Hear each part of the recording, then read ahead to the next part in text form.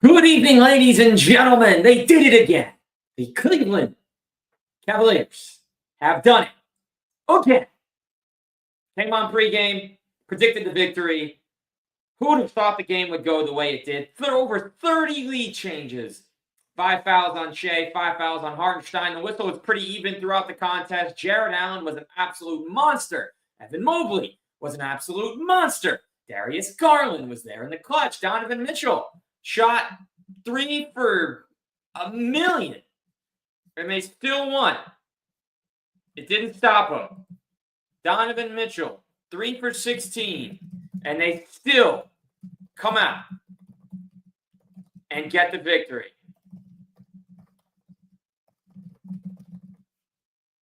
Unbelievable. I mean, this team is unbelievable. Each and every day, each and every game, they're finding a new way to just prove it. So here's the question now. The Cavs are 32-4. They've won 11 in a row. They just beat the OKC Thunder that have won 15 in a row. Let me ask you, what can they say now? What can they say now? The Cleveland Cavaliers are the NBA's top dogs. They have never been the NBA's top dogs in the absence of LeBron James. This, people, this is history. Never before has this happened. The first time in franchise history that the Cleveland Cavaliers are the undisputed best team in the NBA without LeBron James on the roster. This is massive. From 2003 to 2018, a lot of Cavs fans were bandwagon fans. Personally, I joined the Cavs fandom summer of 2003, before the first game was ever played. A young 7-year-old that had actually not been to the state of Ohio. Here 21 years later. Thousands upon thousands of people are Cavs fans because of LeBron in the modern day. They didn't have Mark Price when they were growing up. They didn't have Larry Nance. They didn't have Brad Daugherty. They didn't have Craig Eagle. They didn't have Ron Harper or John Johnson or Mike Mitchell or any of the early stars. Obviously, shout out Campy Russell, AC, Lenny Wilkins, Campy Russell. Walt Frazier even played for the Cavs once upon a time. This team is historic. The Cavs don't just win without LeBron. Not like this. It's unreal. It's unbelievable. We're not going to make this about LeBron because it's not about LeBron. It's about Darius Garland and Jared Allen and Donovan Mitchell and Isaac Okoro and Ty Jerome in the fourth quarter. Man, what got into him? Who was this man that missed 80 games with an ankle last season? Coming in and being the guy down the stretch. Ty Jerome. You were killing it. George Niang obviously was not at his best. It did help to get the energy of Isaac Okoro back. Certainly helped to have him on the floor for the minutes that he played. I mean, this game really just says OKC's a juggernaut. They haven't lost. And now it might be different next week. There is a chance that Chet Holmgren actually plays next week. That's a 7'2" big man that shoots a high percentage from three, that blocks almost 3 shots a game. He's actually not even played with Hartenstein yet. But we're not making excuses for anybody here. OKC won 15 in a row without Chet. They lost one without Chet. It's all the same. When the Cavs were winning games without Mobley and Garland and Mitchell last year, not losing them, winning them. No one was, everyone might have been quick to say, oh, they didn't have them, they lost. Yeah, well, they were winning without them too. What we're doing right now as a fan base is we're watching history from the undisputed best coach in the game. He's gone 32-4 with this team in his first go-round. Now, how many teams in the NBA can have their proverbial superstar shoot 3 for 16 in the game and beat a team that's 30-5, having won 15 in a row in a tight finish? I mean, down the stretch, Evan and Jarrett were all over the glass, wreaking absolute havoc on the defensive end. Max Strus's floor spacing and passing was sensational. Ty Jerome giving them some extra minutes late in the game. He only played 12 minutes, 15 points in 12 minutes. The per 36 on that is crazy. And Jared Allen, 9 of 11, 25, 12, and 6, 3 steals and a block against Isaiah Hartenstein, who, by the way, had an incredible performance, played almost the entire second half with 4 or 5 fouls, 18, 11, and 8. Shea had 31 points on 27 shots, only 4 free throws. The Cavs forced 13 turnovers. They had 15 of their own.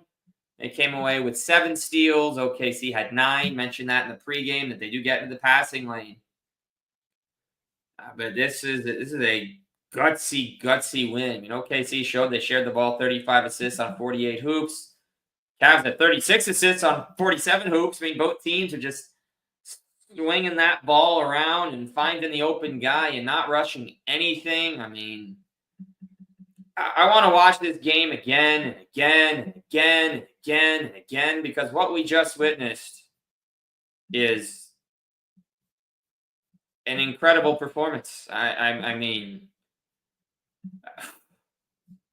it's going to take a long time to come down from the high of a win like this, because there's been so many naysayers this season for the Cavs, right? And might we just add that they've not lost a game, having won 11 straight. We're going to look at the schedule and just make sure I have this detail right, because I do believe it to be correct. The last team to defeat Cleveland was Miami on December 8th. Before that, the Cavs had wins over Denver and Boston in the same week, beating the Wizards, the Nets, the Bucks, the Sixers, the Jazz, the Nuggets again, the Warriors, the Lakers again, the Mavericks, the Hornets, and now the Thunder. Of course, some of these victories are different than others, although I am just going to throw out that the Hornets just beat the Suns last night, and they had all 3 of Booker, Durant, and Beal on the court. So the Cavs did beat the Hornets beat them. So we're saying, oh, it's an easy game. No, they also have Mark Williams back. They had Brandon Miller back. They had LaMelo Ball back. They actually had some real talent that they had not had on their bench in a long time.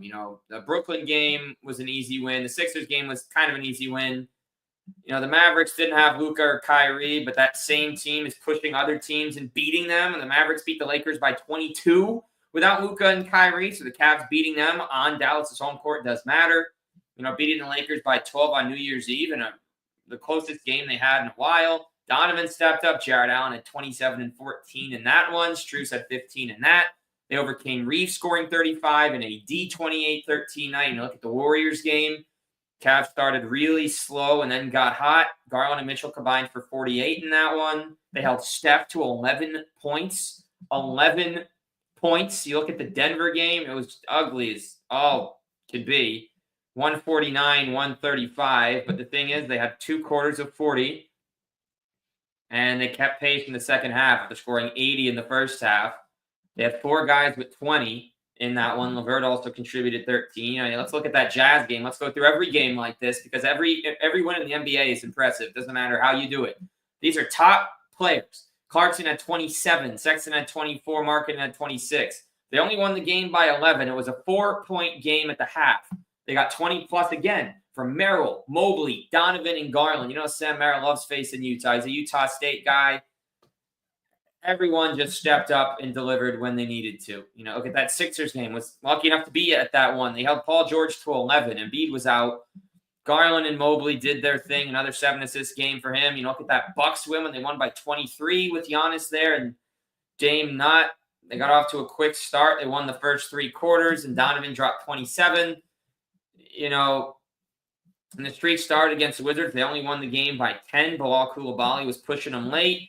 Darius, Donovan, and Allen delivered every game on this winning streak. Guys have stepped up for the Cavs. It's been different people each time joining that core 4 and making plays, making a difference. This team is just incredible, and being a Cavs fan in 2025 is one of the best things you can be. I'll say that. This run has been unbelievable. This is year 22 for me as a fan of the Cleveland Cavaliers, and it's probably the most fun regular season ever. You look at the success of last year, that was unprecedented, that was unexpected, and they crashed hard.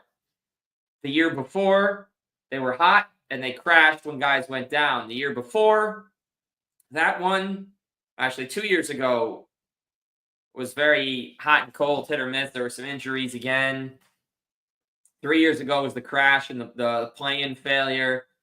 Before that, it's just lose, lose, lose. Oh, hey, LeBron's still here. Finals, finals, finals, finals. Before that, losing a lot and losing a lot and losing a lot and getting better. They got Luol Deng. You had Spencer Hawes. You had Andrew Bynum in the house. Jarrett Jack in the house. A weird team. And I'll be talking about that with a special guest next week. That 13-14 team who was certainly intriguing for a million reasons. And before that, it was just LeBron, let's win 60 games, 55 games, a couple of 1 seeds in a row, the Wizards years. And you go before that, Darius Miles and Carlos Boozer, Ricky Davis. Yeah, LeBron, just another forward who might not help us. It's been an incredible fandom. It's been an amazing ride from that first LeBron season to 21 years later with Donovan and Darius and all these young guys that were 3-4 years old at the time that all started. And so they got ballers on this team. Kenny Atkinson has everybody playing hard every night, on every possession, showing up in the big moments. You know, when the game gets tight, they don't panic. Cason Wallace was clamping on Darius, and he found a way to get the bucket late in the game. So that's an all-star. There is no reason that the Cavs can't have 4 all-stars this season. Darius Garland, Donovan Mitchell, Evan Mobley, and Jarrett Allen. The Pistons, during their peak, had 4 all-stars. Rasheed Wallace, Chauncey Billups, Richard Hamilton, and Ben Wallace. The Atlanta Hawks had Jeff Teague. Kyle Korver made the all-star game with Paul Millsap and Al Horford. So why can't Garland, Mitchell, Mobley, and Allen, all 4 at their position, have better numbers than the Hawks guys and the Pistons guys and have a better record at this stretch of the season? Why can't they all be all-stars? Tell me. I want to hear it. That's the closing thoughts on this game. The Cavs just defeated the Thunder. They are the best team in the NBA. Undisputed. The data don't lie. They won again. They're moving up. If they're not number 1 in the power rankings next week, no matter what happens the rest of the way, we're just not reading them anymore. Because OKC was number 1 coming into the week, despite the Cavs having a more impressive week last week. And it's a long way to go. This is only game number 36 for Cleveland. But watching Boston's fully healthy team struggle to make a shot against OKC in the second half the other night versus seeing this Cavs bunch doing what they did in the second half, 40 in the third, like really confident in a series that the Cavs can hang with any team. Boston, Atlanta, Milwaukee, New York, Orlando, you name it, up through the end of the Eastern Conference. Let's see what the rest of the season has in store, but celebrate tonight. There's nothing to do but celebrate this. This is a monstrous victory for Cleveland, and this could be the one that finally tells all the national pundits to stop hating for no reason. 32-4, these guys are legit. Across the Cavs, post-game, a lot more content to come this season. You know where to follow along, at Across Cavs on Twitter, at Across the Cavs on Instagram. Gonna see you again real soon, folks. Let them know. Good night, OKC.